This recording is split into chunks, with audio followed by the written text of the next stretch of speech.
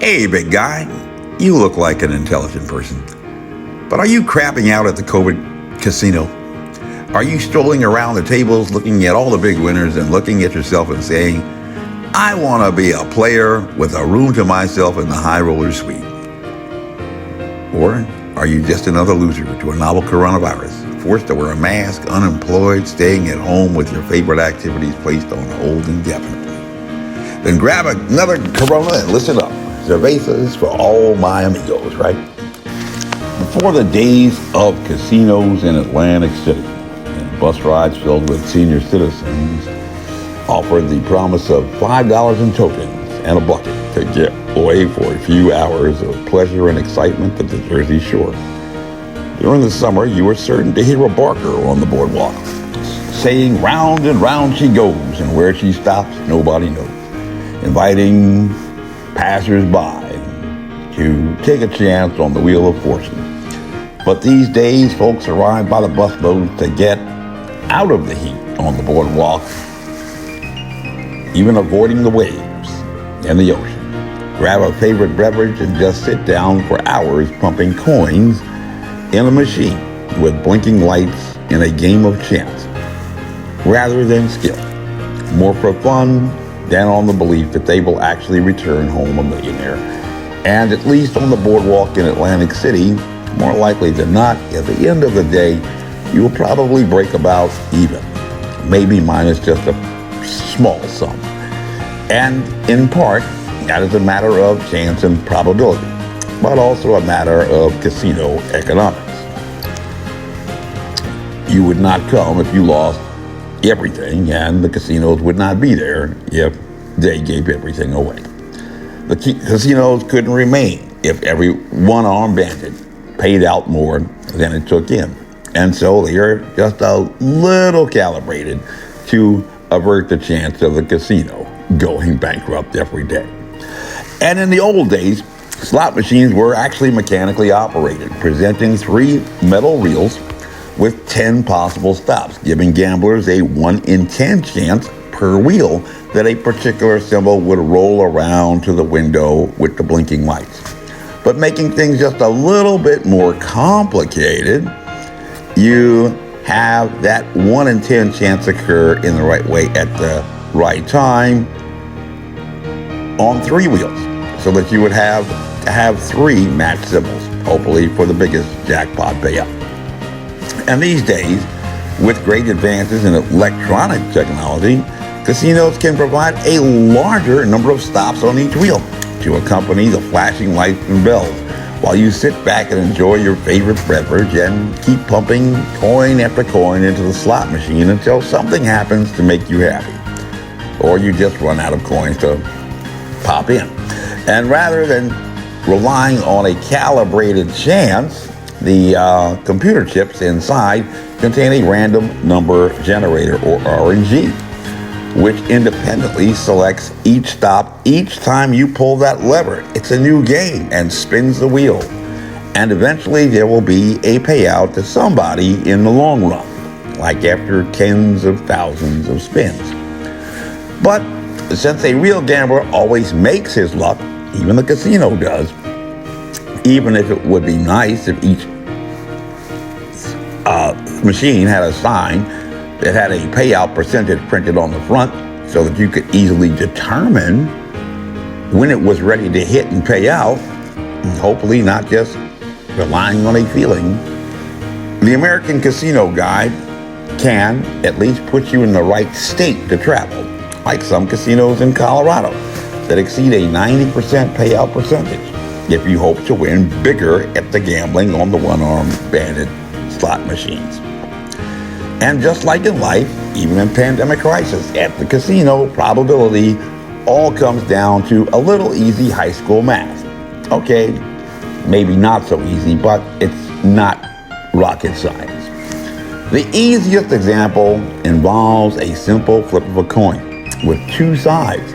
And if you take the one coin and use it as a numerator, or top number in a fraction, and take the 2 sides to form the denominator, or a bottom number, you have 1/2, or 1/2. or a 50% chance of winning or losing when you call heads or tails. Too easy. Things get a little bit more complicated as you bring in a pair of 6-sided dice. But you should be starting to get the picture. And imagine if you take that game of chance and try it out at maybe not the high-risk French roulette wheel, but rather playing American roulette, where you find inside bets and outside bets based upon the layout on the table. And if you think about it, outside bets have a higher probability of paying out than inside bets. And like rolling the hard eights, the more risk you assume at the roulette table, the higher the payout. So if you take the 2.6% chance of betting it all on one number, you will get a 35-to-1 payout from your investment. Or a little less risk averse, at least in American roulette, you could place it all on the number 0 and pray for a miracle. But if you are totally risk averse and only like the safe bets, at the roulette table, voting on red or black, 50-50, or even or odd, or even low or high, you're only going to get your money back, break even, on a little under 50% chance. And by now, you're probably wondering what a trip down the Atlantic City Expressway to try your luck at the roulette table has to do with the pandemic crisis. And the answer is actually at the other end of that highway in the city of Philadelphia, the city of brotherly love that is connected with at least a few gambles in the nation's history. Not just a gamble the founders took on an experiment in democracy, but also in some public health issues that were pretty big.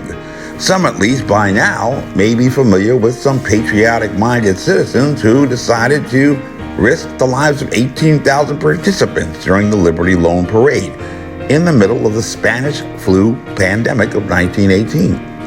That gamble against a highly contagious pathogen that claimed the lives of over 50 million people worldwide resulted in over 1,000 fatalities just 1 week after that festive march, or a case fatality rate of about 5%. But not long after the Constitution was ratified, that same city was besieged by an epidemic outbreak that caused many to abandon the nation's first capital, prompting even Thomas Jefferson, for many, the embodiment of a time remembered in history as the age of reason, to write an infamous letter about the deteriorating situation to his fellow Virginian James Madison on September 8, 1793, in which he stated that the yellow fever is everywhere, like a pandemic. And it is the opinion of the physicians that there is no possibility of stopping it. Very much like the assessments regarding the havoc brought by a novel coronavirus that, at least according to the New York Times, has even baffled the scientists. But pandemic, actually, to a scientist, a real scientist, is not a universal condition. It only denotes the presence of a pathogen in multiple places around the world. And by 1854, a radical revolution in the scientific method that began with a physician named John Snow across the pond in London to put an end to a view of the disease as an esoteric syndrome, a universal condition, relying upon what amounted to more than a reliance on luck to prevent infections by spirits. Even the most learned men had described as miasmas that had led to radical solutions that had even included bloodletting and leeches. Dr. Snow, like others who would slowly follow, like Colonel William Gorgas and Major Ronald Ross, at the beginning of what has been called the American century during the construction of the Panama Canal, who stopped the craziness of trying to stop bad air, was responsible for a pivotal moment in the management and prevention of infectious disease and control, linking the condition of disease to infection as the causative agent, while examining the dysentery that had baffled those scientists, beginning an inquiry into specific pathogens.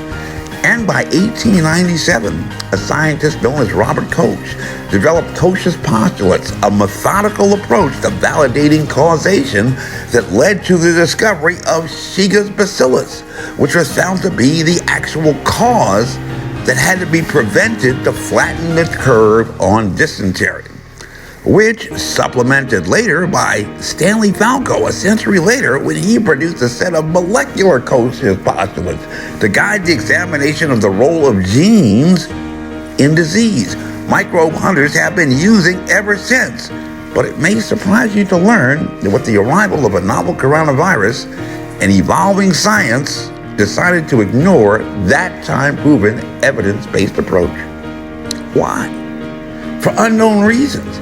Even Dr. Fauci, the amazing Dr. Fauci, the advisor of several presidents since 1984, and known as the nation's leading expert on infectious disease control, decided to ignore what epidemiologists have been using for centuries to identify emerging diseases and increase the chances of winning methodically in a population through robust efforts at tracer contact follow-ups. You have an infectious disease.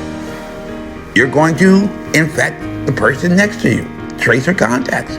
Even the Chinese public health officials did that after a pneumonia of unknown etiology was discovered in Wuhan, dispatching the teams of at least 5 trained epidemiologists to perform thousands of follow-ups per day on over 55,000 laboratory-confirmed cases. And by the end of February, just 1 month after draconian lockdowns limited to the Hubei province only, the People's Republic of China was already making progress toward reopening schools and businesses and returning to a state of normalcy that has evaded Americans for now approaching a year. Similarly, in the Republic of South Korea, a robust effort at tracer contact follow-up was immediately implemented. Not just relying on the general luck of facial coverings that might do something, social distancing that might do something, and by July, they had completed tracer contact follow-ups on over 73,000 laboratory-confirmed cases, at a time when the nation's only physician serving as a state governor had only collected over 6,000 resumes for people to do that job who were not even professional scientists, to fill over 1,300 positions and had hired only 168. Is he trying to lose the game?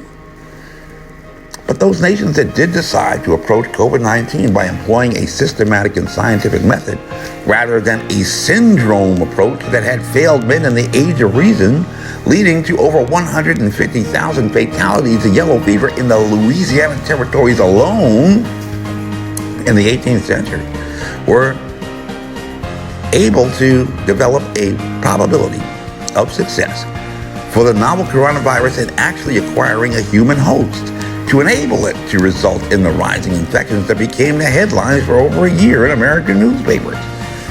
And the secondary attack rate, they, to their surprise, found to be incredibly low as under 5% in both China and even in South Korea.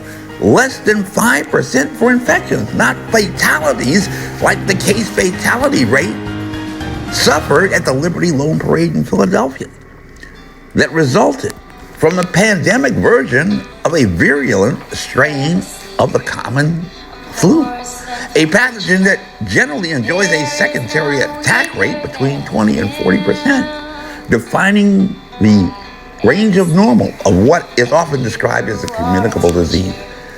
Just as concerning as the low secondary attack rate that has been validated by multiple large sample size tracer contact studies done in other countries have been the variable secondary attack rates found even throughout Asia and the South Pacific, with one review suggesting a range between 4.6 and 49.56% in some large household studies on tracer contacts, which, because of the extended exposures, would naturally be inclined to produce a higher secondary attack rate but not with such significant variations in results for one pathogen, even before a new, more infectious, allegedly strain was discovered first in Europe.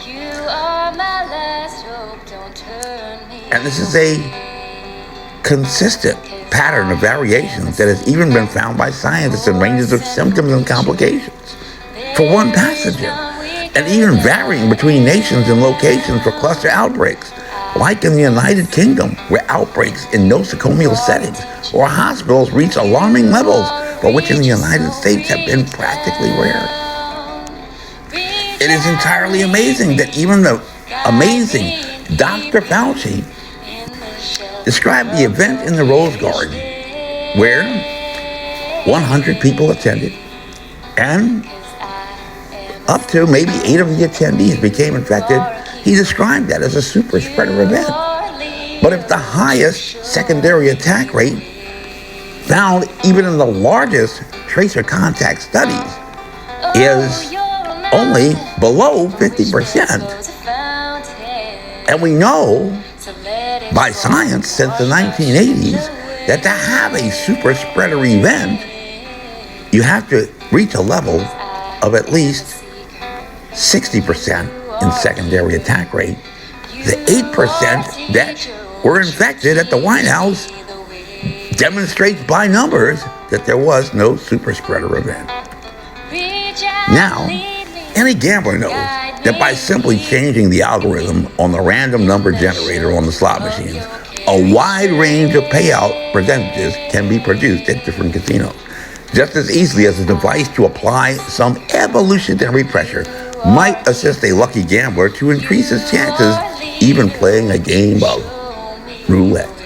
But if a novel coronavirus, just a single strand of ribonucleic acid, is able to adjust its own random number generator, the smart gambler would quickly recognize that the casino COVID may not be an honest gambling house.